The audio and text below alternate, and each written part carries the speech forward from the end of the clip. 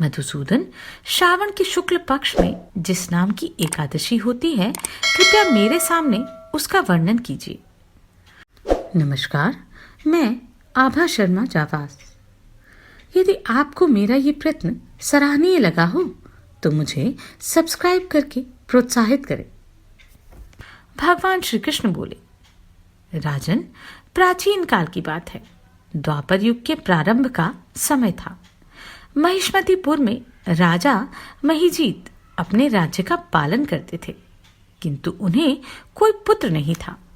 इसलिए वह राज्य उन्हें सुखदायक नहीं प्रतीत होता था। अपनी अवस्था अधिक देख राजा को बड़ी चिंता हुई। उन्होंने प्रजावर्ग में बैठकर इस प्रकार कहा, प्रजाजनों, इस जन्म में मुझसे कोई पातक नहीं हुआ। मैंने अपने खजाने में अन्याय से कमाया हुआ धन नहीं जमा किया। ब्राह्मणों और देवताओं का धन भी मैंने कभी नहीं लिया।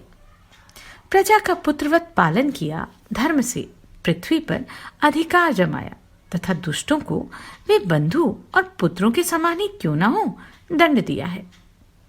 शिष्ट पुरुषों का सदा सम्मान किया और किसी को द्वेष का पात्र नहीं समझा। फिर क्या कारण है जो मेरे घर में आज तक पुत्र उत्पन्न नहीं हुआ? आप लोग इसका विचार करें। राजा के ये वचन सुनकर प्रजा और पुरोहितों के साथ ब्राह्मणों ने उनके हित का विचार करके गहन वन में प्रवेश किया। राजा का कल्याण चाहने वाले वे सभी लोग इधर उधर घूमकर ऋषि सेवित आश्रमों की तलाश करने लगे। इतने ही में उन्हें मुनिश्रेष्ठ लोमश का दर्शन हुआ। लोमश जी धर्म के तत्वज्ञ, संपूर्ण शास्त्रों के विशिष्ट विद्वान, दीर्घायु और महात्मा हैं। उनका शरीर लोम से भरा हुआ है। वे ब्रह्मा जी के समान तेजस्वी हैं। एक एक कल्प बीतने पर उनके शरीर का एक एक लोम विशीर्ण होता, टूटकर गिरता है। इसलिए उनका नाम लोमश हुआ है। वे महामुनि तीनों कालों की बातें जानते हैं। उन्हें देखकर सब लोगों को बड़ा हर्ष हुआ। उन्हें निकट आया देख लोमश जी ने पूछा, तुम सब लोग किस लिए यहां आए हो? अपने आगमन का कारण बताओ। तुम लोगों के लिए जो हितकर कार्य होगा उसे मैं अवश्य करूंगा। प्रजाओं ने कहा, ब्राह्मण, इस समय महिजीत नाम वाले जो राजा हैं, उन्हें कोई पुत्र नहीं है। हम लोग उन्हीं की प्रजा हैं, जिनका उन्होंने पुत्र की भांति पालन किया है।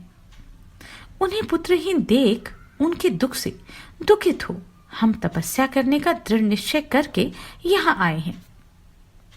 द्विजोत्तम, राजा के भाग्य से इस समय हमें आपका दर्शन मिल गया है। महापुरुषों के दर्शन से ही मनुष्यों के सब कार्य सिद्ध हो जाते हैं। मुने, अब हमें उस उपाय का उपदेश कीजिए जिससे राजा को पुत्र की प्राप्ति हो। उनकी बात सुनकर महर्षि लोमश 2 घड़ी तक ध्यान मग्न हो गए।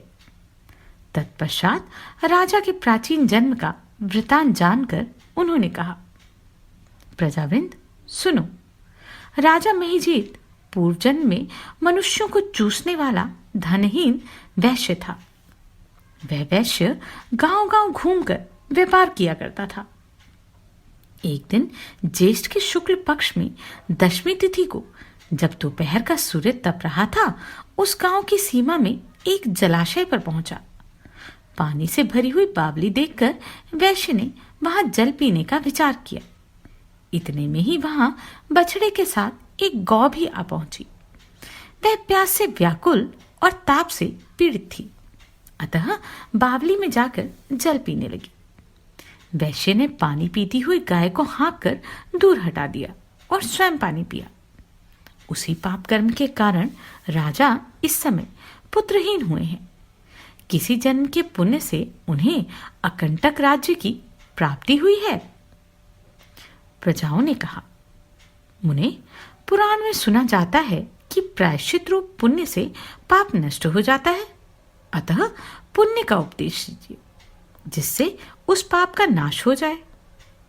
लोमश जी बोले, प्रजाजनों, श्रावण मास के शुक्ल पक्ष में जो एकादशी होती है वह पुत्रदा के नाम से विख्यात है।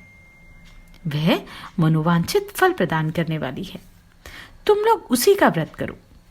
यह सुनकर प्रजाओं ने मुनि को नमस्कार किया और नगर में आकर विधि पूर्वक पुत्रदा एकादशी के व्रत का अनुष्ठान किया। उन्होंने विधि पूर्वक जागरण भी किया और उसका निर्मल पुण्य राजा को दे दिया। तत्पश्चात रानी ने गर्भ धारण किया और प्रसव का समय आने पर बलवान पुत्र को जन्म दिया। इसका महात्म्य सुनकर मनुष्य पाप से मुक्त हो जाता है तथा इहलोक में सुख पाकर परलोक में स्वर्गीय गति को प्राप्त करता है।